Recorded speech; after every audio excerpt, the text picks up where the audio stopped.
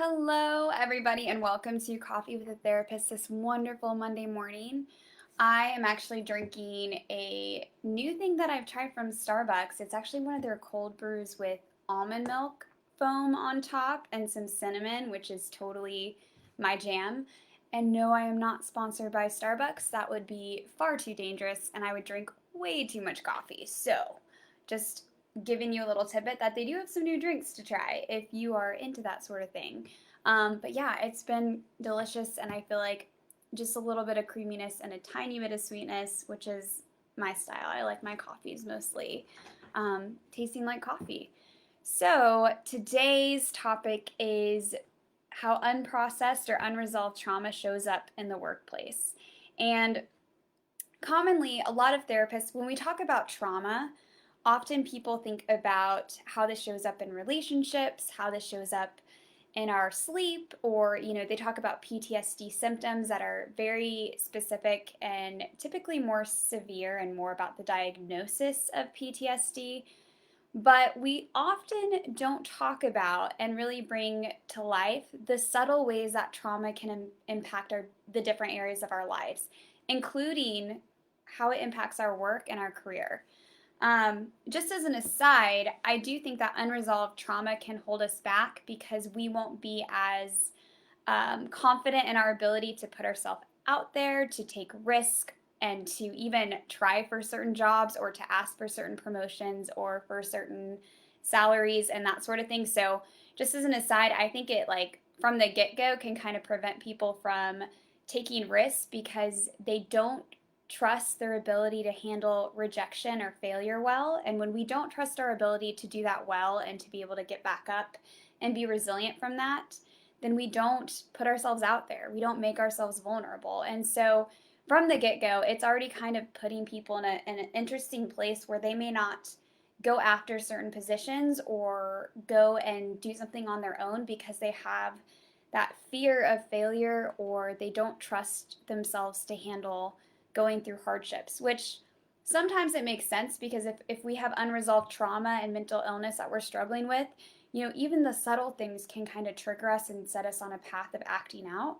And so part of that does make sense. And so we do have to heal and build back that trust with ourselves to really put ourselves out there in the workforce. But not only in that way, when we are in a career, unresolved trauma can show up in other subtle ways too, where we may not speak up at meetings or we may not set boundaries. So often people that have unresolved childhood trauma will kind of hold their voice back and sometimes be like doormats and not speak up for themselves or advocate for themselves when somebody is mistreating them or talking over them.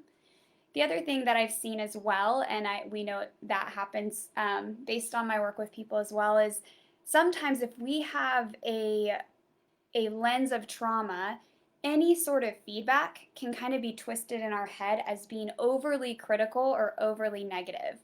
Now, feedback is hard for all of us, myself included, but over time, I've seen it even in my own life as I've healed trauma, how I've been able to accept it in a better light and take the usefulness from it and that little nugget of what I need to improve and learn on without making it about my core self. So, for instance, if someone comes to me and is like, oh, you did a bad job on this, I don't think like, oh, I'm a bad person or a failure at this job.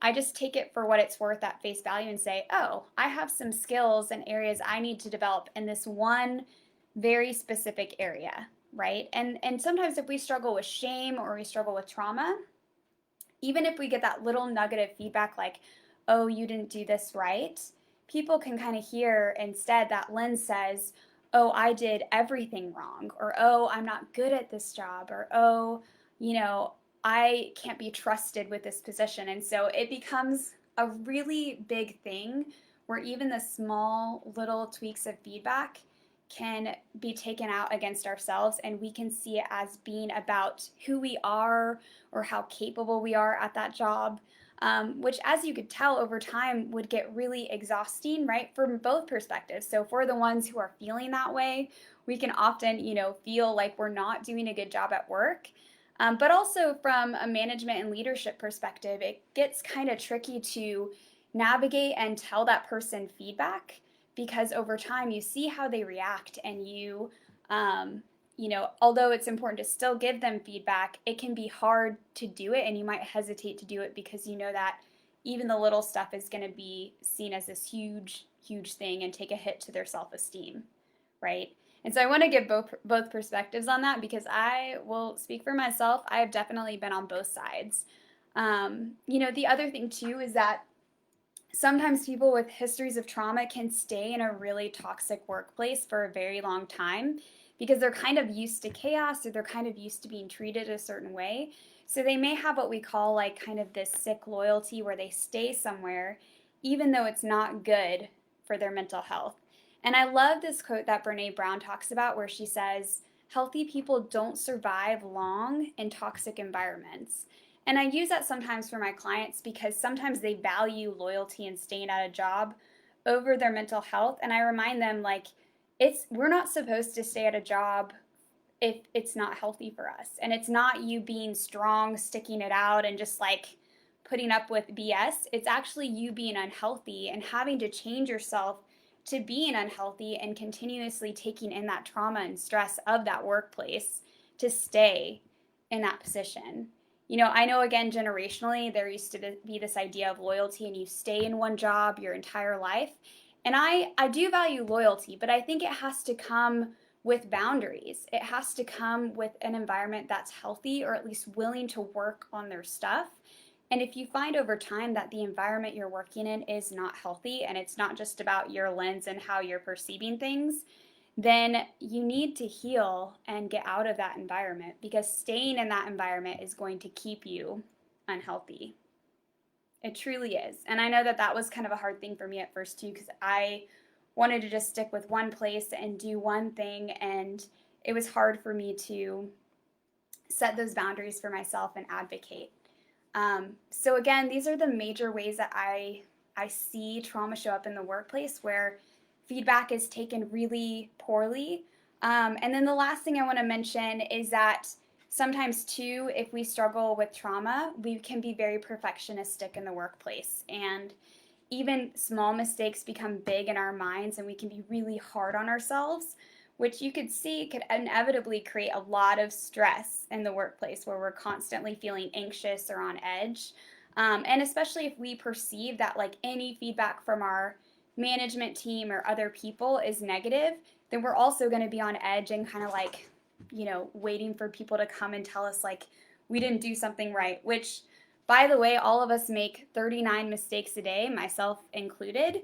And so making mistakes is a part of the workplace. And if you're not in a workplace that is supportive of that and says that you can make those mistakes, obviously not like the same mistake over and over, but you know what I mean, where it's like, we're all human and make mistakes throughout the day, then I would say that that might not be the healthiest environment. But more importantly, that you allow yourself to be human, right? And you allow yourself to take in feedback for what it's worth and not make it about your worth. All right, y'all, that is all I have to say today about workplace trauma and how unresolved trauma can show up in the workplace. If you have any questions or feedback, I would love to hear from you. I hope you guys have a wonderful Monday, and we will talk tomorrow.